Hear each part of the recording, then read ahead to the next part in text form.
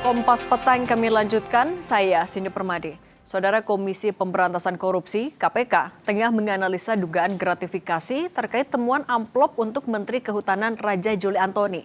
Amplop yang diduga ditinggalkan Bupati Kuantan Singingi, Suhardiman Ambi, usai pertemuan di kantor Kementerian Kehutanan. Juru bicara KPK Budi Prasetyo menyatakan laporan yang disampaikan pada 3 Juli 2026 itu saat ini masih dalam tahap verifikasi dan analisis oleh Direktorat Gratifikasi dan Pelayanan Publik atau DGPP KPK. KPK akan menelaah seluruh informasi yang disampaikan pelapor, termasuk melakukan koordinasi dengan unit terkait di lingkungan internal KPK. Hasil analisis itu akan jadi dasar untuk menentukan apakah akan berlanjut ke penyelidikan atau tidak.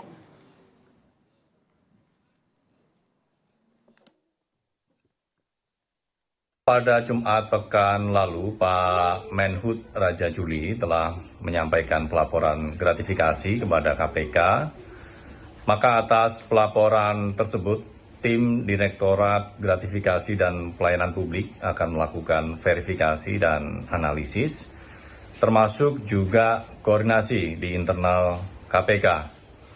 Untuk selanjutnya, KPK akan menyampaikan analisis atas pelaporan tersebut, apakah dapat ditindaklanjuti atau tidak.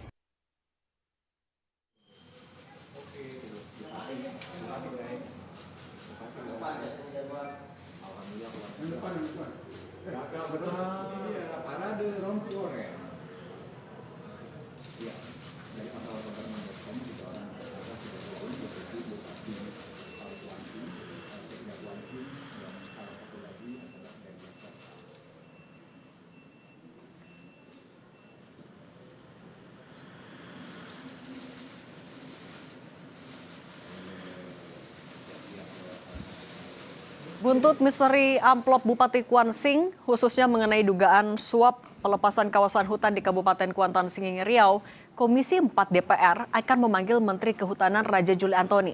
Selengkapnya kita bahas bersama anggota Komisi 4 DPR fraksi Golkar, Firman Subagio, dan mantan Ketua KPK, Abraham Samad. Selamat petang semuanya. Selamat petang, Pak Abraham Samad. Pak Firman, selamat petang. Petang, Pak Abraham. Oke. Bang Firman, sebenarnya kapan jadinya Komisi 4 bakal memanggil Menhub?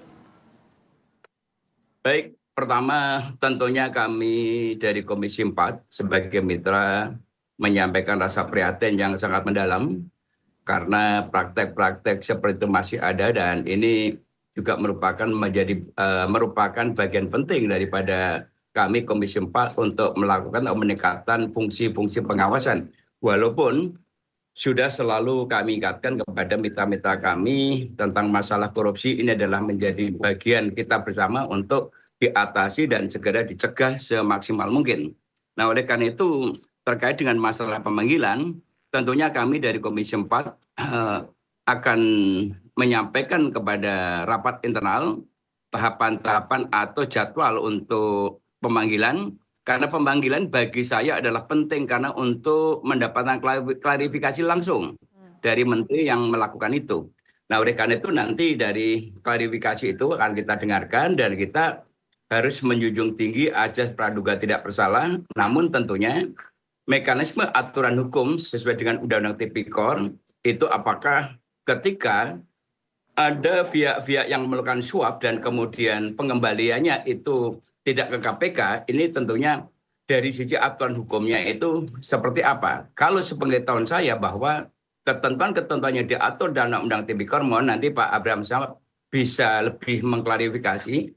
Harusnya ketika tahu bahwa Pak Menteri ini ada uang yang ditinggal di meja, itu tentunya harus diserahkan kepada KPK. Kemudian dijelaskan duduk persoalan. Dan waktunya juga terbatas, tidak sampai sekian hari gitu ya. Nah, oleh karena itu ini yang tentunya nanti akan kita lakukan klarifikasi, apalagi kalau pengembaliannya itu dikembalikan kepada pemberi, ini juga sesuai dengan ketentuan Undang-Undang Tipikor, itu kelihatannya agak tidak tepat karena Undang-Undang Tipikor sudah menjelaskan bahwa ketika ada indikasi gratifikasi, maka bila mana yang diberi itu tidak mengetahui, maka setelah diketahui dalam kurun waktu tertentu harus diserahkan kepada KPK untuk ditindak.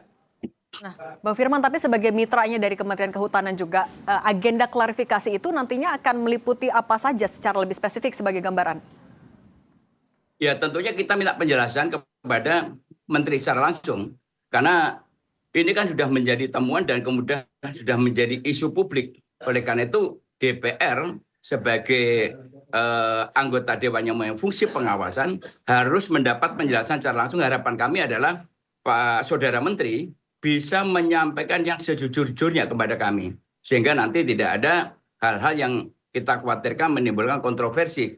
Harapan kami adalah Menteri bisa menjelaskan sejujur-jujurnya. Kenapa? Kok tidak diserahkan langsung kepada KPK? Kemarin kami dengar berita kan dikembalikan kepada pemberi. Nah, ini yang tentunya secara aturan hukum kan di kementerian kan ada biro hukum, tentunya bisa konsultasikan kepada biro hukum dan Oke. mekanisme seperti apa. Oke, Bang Abraham, jadi mungkin bisa dijelaskan, diingatkan kembali aturannya dan secara etika juga ketika penyelenggara negara menemukan adanya indikasi dugaan gratifikasi atau dalam konteks ini adalah menemukan amplop, harusnya seperti apa? Harusnya ya, jadi itu diberikan rentang waktu ya, 30 hari seperti yang ada di dalam undang-undang. Kalau dalam 30 hari, maka seseorang yang menerima gratifikasi dan mengembalikan sebelum lewat 30 hari, maka itu boleh dikategorikan niat jahatnya ya, itu bisa tidak terlihat atau mens reanya ya.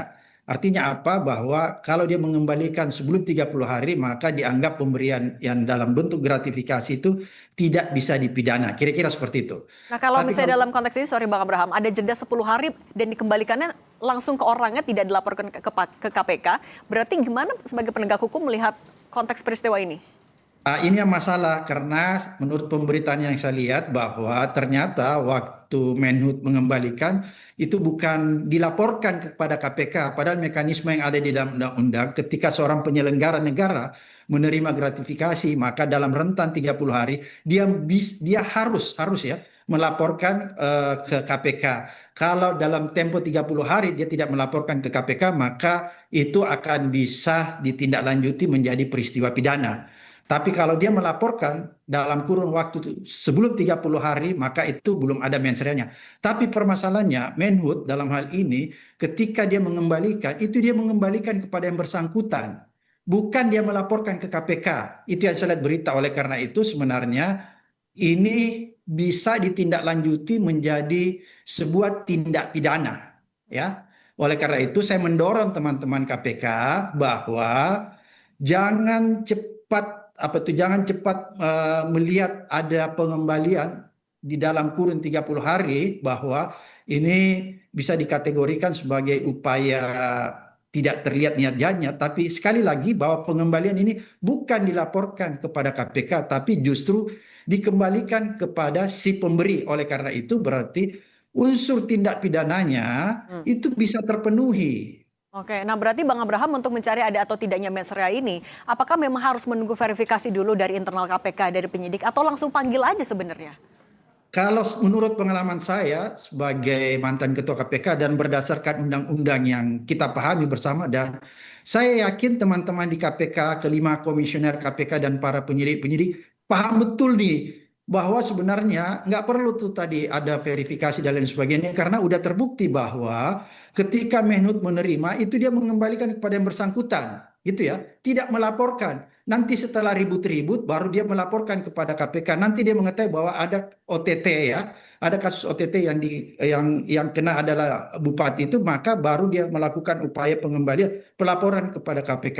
Oleh karena itu, menurut saya itu sudah membuktikan bahwa KPK bisa langsung memanggil Menteri Kehutanan dalam ini Raja Juli untuk dimintai klarifikasi, dimintai keterangannya ya, Oke. apa motif ya, apa motif dari penerimaan gratifikasi itu? Apakah kira-kira misalnya macam-macam bisa ditanyakan di situ karena menurut saya ya apa yang dilakukan Menteri Kehutanan ini sudah sama sekali tidak bisa dikategorikan sebagai peristiwa seperti yang ada di dalam Undang-Undang KPK, yaitu dalam masa 30 hari, kalau yang bersangkutan melaporkan kepada KPK, maka unsur pidananya sudah tidak ada lagi. Oke. Tapi pengembaliannya kepada yang bersangkutan, jadi ini jelas-jelas ada motifnya. Oke. Ada jelas jelas sekali motivasinya, dan juga kalau kita lihat ini ada peristiwa pidananya. Jadi ada motif dan ada peristiwa pidana. Oke, Ketika sebuah kalau misalnya motif dan unsur pidana itu sebenarnya sudah peristiwa terpenuhi, pidananya, peristiwa pidana itu sudah terpenuhi dalam tanda kutip, kemudian Bang Firman sebenarnya sebagai mitra dari Kementerian Kehutanan juga, Menteri Kehutanan kan bilang sebenarnya tidak melakukan adanya pengalihan kawasan hutan sama sekali sebenarnya di sana. Tapi apakah Komisi 4 sebenarnya punya catatan tersendiri dalam pengawasannya? Halo, bagaimana Mbak? Bang Firman, Ya. kalau Menteri Kehutanan membantah kalau ia juga pernah melakukan pengalihan lahan hutan dengan Bupati Kuantan Sengingi. Tapi kalau dari Komisi 4 sebagai mitranya, apakah Anda juga punya catatan sendiri? Begini, sesuai dengan ketentuan Undang-Undang Cipta Kerja yang kemarin dibatalkan oleh MK dan kemudian diterbitkan Perpu, itu ketentuan terhadap masalah alih fungsi lahan itu memang sudah tidak lagi menjadi kewenangan DPR. Dan itu sudah dicabut oleh Undang-Undang KPK. Dan oleh karena itu mengenai alih fungsi lahan memang menjadi kewenangan penuh pemerintah pusat. Namun secara lazimnya bahwa kalau ada pejabat yang menerima gratifikasi, tadi Pak Abraham Samad menjelaskan dengan jelas bahwa harusnya menteri itu dalam waktu cepat mengembalikan atau menyerahkan kepada KPK. Nah, oleh karena itu pada waktu nanti penyerahan, tentunya KPK bisa melakukan klarifikasi kepada berbagai pihak, termasuk kepada bupati dan mungkin bupati ada saksi dan lain sebagainya. Nah, itulah yang nanti akan menjadi alat-alat bukti dalam proses berikutnya. Nah, ini yang kita lakukan. Oleh karena itu, karena ini sudah masuk ke ranah penegakan hukum, tentunya kami Komisi 4 mendukung sepenuhnya penegakan aturan hukum kepada KPK. Kita sepenuhnya setransparan mungkin terhadap masalah pengusutan selanjutnya. Karena ini memang menjadi keprihatinan kita. Oleh karena itu, inilah ketika Undang-Undang Cipta Kerja ini